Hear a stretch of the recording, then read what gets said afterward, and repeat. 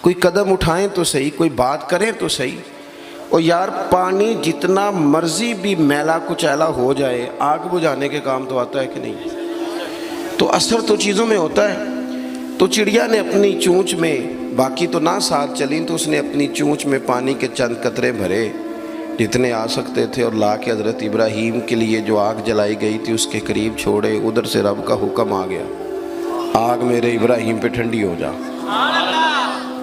تو وہ چڑیا، وہ آگ ٹھنڈی ہو گئی، خدا کے حکم سے سلامتی والی ہو گئی۔ تو جا کے باقی چڑیوں سے کہنے لگی، دیکھا نا تمہیں کہتی تھی نا چلو، وہ قطرہ تو ایک ہی تھا پر حکم تو رب کا ہی آنا تھا نا، تمہیں کہا تھا نا چلو، اگر تم میرے ساتھ چلتی تو ہو سکتا ہے سیلاب بھی آ جاتا اور حضرت ابراہیم کے سارے دشمنوں کو بہا کے بھی لے جاتا۔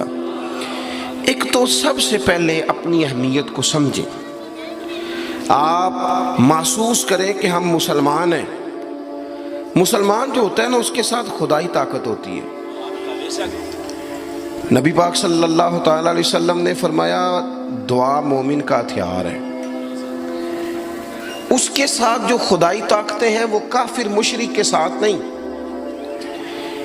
جب تک یہ سمجھ نہ لیتا کہ اللہ تعالیٰ کی طاقتیں، اس کا فضل میرے ساتھ ہے۔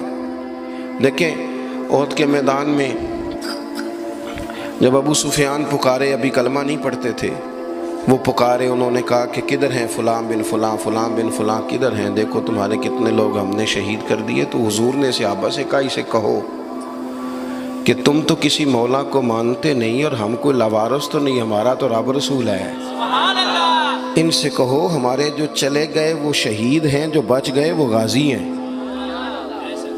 تو پہلے تو مسلمان یہ پہچانے، اور جب پہچان لے اچھے طریقے سے کہ میں مومن ہوں۔ دیکھیں نا، ہم نے ساری زندگی جٹ بن کے، بٹ بن کے، رائی بن کے گزار دی۔ کچھ چاہیے نا کہ زندگی کی کچھ 4 سال مسلمان بن کے بھی گزارے۔ اقبال کہنے لگے یوں تو سید بھی ہو، مرزا بھی ہو، افغان بھی ہو۔ دل کبھی کرتا ہے کہ اقبال سے پوچھوں، آپ نے سب سے پہلے سید کا ہی نام لے دیا ہے۔ یوں تو سید بھی ہو، مرزا بھی ہو، افغان بھی ہو، اور تم سبھی کچھ ہو، بتاؤ کہ مسلمان بھی ہو۔ نعرہ تکبیر، نعرہ رسالت، نعرہ حیدری۔ تو سب سے پہلی بات تو یہ کہ مسلمان کو سمجھنا۔ دوسری بات یہ کہ جب وہ سمجھ لینا کہ میں ایک مومن ہوں، جس طرح باپ ہونے کی حیثیت سے کوئی ذمہ داریاں ہیں، استاد ہونے کی حیثیت سے کوئی ذمہ داریاں ہیں، ہماری کسی جماعت کا مقتدا ہونے کی حیثیت سے ذمہ، اس طرح بحیثیت مومن بھی ہماری کچھ ڈیوٹیاں ہیں۔ اللہ تعالیٰ نے قرآن مجید میں فرمایا والعصر، محبوب آپ کے زمانہ پاک کی قسم ہو، ان الانسان لفی خسر، بے شک انسان نقصان میں، خسارے میں، سب انسان نقصان میں، الا الذین، سوائے ان لوگوں کے، آمنوا وعملوا الصالحات، جو ایمان لائے اور پھر نیک اعمال بھی کیے۔ نرا ایمان نہیں، آپ جہاں بھی قرآن مجید دیکھیں گے نا، اگرچہ بچائے گا نرا ایمان ہی بندے کو، لیکن یہ جو اعمال صالح ہے نا، یہ ایمان ہی کا ثمرہ ہے، یہ اس کا نتیجہ ہے، یہ اسی کی شاخیں۔ بندہ مسلمان ہو تو اس کے کام بھی تو مسلمانوں والے ہو نا، مومن ہو تو اس کا رویہ بھی مومنوں والا ہو۔ ایسا تو نہیں ہے نا کہ آپ زبردستی منوائیں گے اور کوئی کام نہ کرے وہ مومنوں والا، لیکن وہ کہے کہ میں تمہیں منوا کے چھوڑوں گا۔ فرمایا ایک تو ایمان لائے، اور مضبوط ایمان، تگڑا ایمان، اور پھر وہ اعمال صالحہ کرے، اس کے کردار سے، گفتار سے، اٹھنے سے، بولنے سے، بات کرنے سے، لین دین کرنے سے، معاملات کرنے سے، تجارت کرنے سے اسلام چھلکے، اس کا لب و لہجہ مسلمان ہو۔ اقبال کہنے لگے خرد نے کہہ بھی دیا لا الہ الا اللہ تو کیا حاصل، دل و نگاہ اگر مسلمان نہیں تو پھر کچھ بھی نہیں۔ یعنی اس کے اعمال بھی ہوں اسی طرح کے، اس کا رویہ بھی ہو مسلمانوں جیسا۔ حضرت باعزید بستامی کا زمانہ تھا، تو ایک مسلمان ایک یہودی کا دوست تھا، اکٹھے اٹھتے بیٹھتے تھے، گپ شپ ہوتی تھی، آنا جانا تھا۔ تو وہ مسلمان اس یہودی سے کہنے لگا تیرا میرا یارانہ بڑا پرانا ہے، تو مسلمان کیوں نہیں ہو جاتا؟ تو اس کا دوست تھا، بے تکلف تھا، سجن تھا، وہ کہنے لگا یار میں نے دیکھے ہیں 2 اسلام،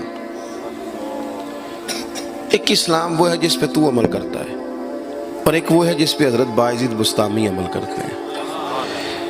تو میرے ساتھ ہر جگہ چلا جاتا ہے، جہاں تمہارے دین نے منع کیا وہاں بھی چلا جاتا ہے۔ تو ایک تو ہے تیرے والا اسلام، جس طرح کی بولی میری اسی طرح کی تیری، جس طرح کا آنا بہنا اٹھنا بیٹھنا کھانا پینا میرا اسی طرح کا تیرا۔ تو اگر تم کہہ رہا ہے تیرے والا اسلام قبول کروں تو اس میں تو صرف ایک کلمے کا فرق ہے معاذ اللہ، باقی تو سب وہی ہے۔